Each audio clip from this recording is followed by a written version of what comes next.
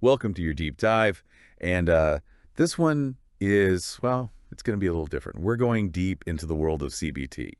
And before you think I'm talking about some new age therapy, we're actually talking about talking ball torture. Yeah, it's definitely a topic that tends to, let's just say, grab your attention. That's one way to put it. Yeah. You sent over some research on the devices used in CBT, and I got to be honest, some of them are, well, a lot more complex than I imagined. It's true, the mechanics of it all can get pretty intricate, and that's really where your materials focus on the how and the physical sensations. Right, because before we get into the why anyone would be in this, we got to understand the how. Right. Exactly. So where do we even start with this? I mean, Well, one device that I think really gets at, like, the core of CBT is the ball stretcher. okay, yeah. The name's pretty self-explanatory. Your material actually detailed all sorts of designs, from simple leather straps to, get this, elaborate metal contraptions. So we're talking like simple to seriously intense. And speaking of intense, the research mentions something called a humbler. That sounds, well, it sounds like something I don't want to know too much about. Yeah, the humbler is, well, it's less about direct sensation on the testicles and more about restricting movement, forcing a certain posture. Okay. How so? Usually it's a cuff around the testicles that's connected to a bar that runs behind the thighs. So basically you try to stand up and what bad things happen? Let's just say there's a very strong incentive to stay kneeling or bent over. I can only imagine. It seems like a lot of these devices are about restriction in some way. You're picking up on a definite theme here. It makes you wonder about the psychology of it all. Like, why is that restriction so important to the experience? But before we get too deep into the why, I got to ask about another device, the parachute. I mean, where does that name even come from? Okay, so picture this. A small collar, right, around the scrotum, but attached to this collar are chains. And on those chains, weights. Weights. Like, how much weight are we talking here? Your research mentioned anywhere from a few pounds to, get this, several kilograms. It's meant to create this constant downward pull, a kind of dragging sensation, hence the parachute. Oh, okay. Yeah, I think I'm starting to get the picture. So we've got stretching, squeezing, weights.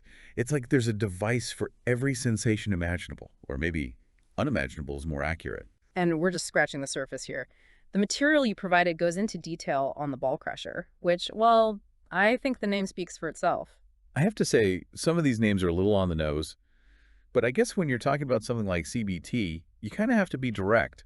It seems like pain is a pretty major part of this whole thing. Yeah, pain or at least discomfort is definitely present. But it's important to remember that how someone experiences pain is subjective. And in CBT, pain can actually be really intertwined with pleasure. That's a really good point. It's not as easy as pain equals bad, pleasure equals good, right? Mm. It's about the entire experience, the context. Exactly. And that's why I think it's so interesting to move past just describing the devices, the mechanics, and dig into the why. Why are people seeking out these sensations? It really is a fascinating question, isn't it? Why some people would actually, seek out pain or discomfort in their sexual experiences. Yeah, it's not exactly the first thing that comes to mind. Right. Like the research you sent over mentioned things like erotic humiliation, masochism even. Can you like break those down a bit more? Sure, sure. So erotic humiliation is kind of what it sounds like, right? It's about finding arousal in situations that most people would probably find embarrassing, maybe even degrading. Okay. It often involves like this power dynamic where one person's more submissive and they find pleasure in being controlled, sometimes even like brutally put down. Yep. So it's about more than just like the physical feeling. It's got to be the psychological, emotional stuff too, right? Exactly. It's all about context. Okay. That power exchange, that feeling of giving up control, it can actually make the experience that much more intense for some people. That's wild. And masochism, how does that fit into CBT?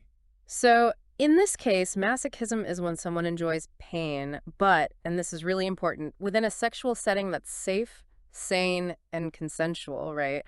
We're talking about an agreed upon thing. Right. This isn't about just inflicting pain. It's about a shared experience with clear boundaries. Everyone's on the same page. 100%. And within those boundaries, someone who identifies as masochistic might find that pain, or even just thinking about that pain can actually be pleasurable. It's like this crazy mix of what your body's feeling and what's going on in your head. It makes you wonder about like the science of it all. Is there something in our brains that can actually make pain feel good?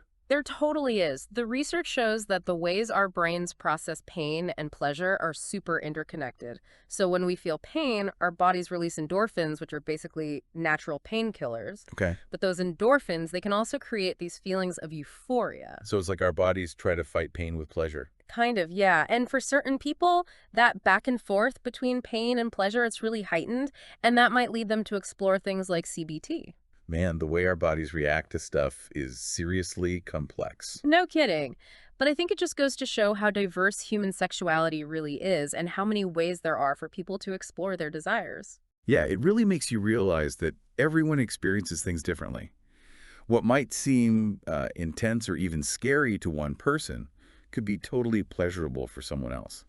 It's kind of cool when you think about it. I know, right? It shows you that there's so much more to, well, everything than we realize. Totally.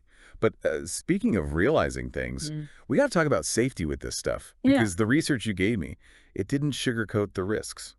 You're right. I mean, it's all about being open-minded, sure, but we can't ignore the fact that some of these practices, if they're not done carefully, can be dangerous. And it seems like with CBT, the risks could be, well, pretty serious. Yeah, there's definitely a chance of getting hurt if you don't really know what you're doing.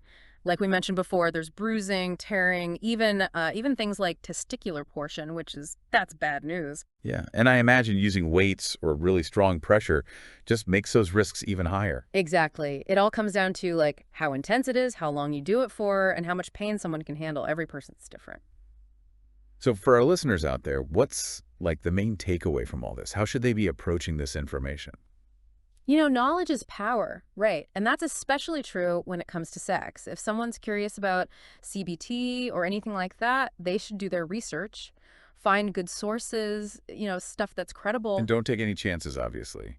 Safety first. 100%.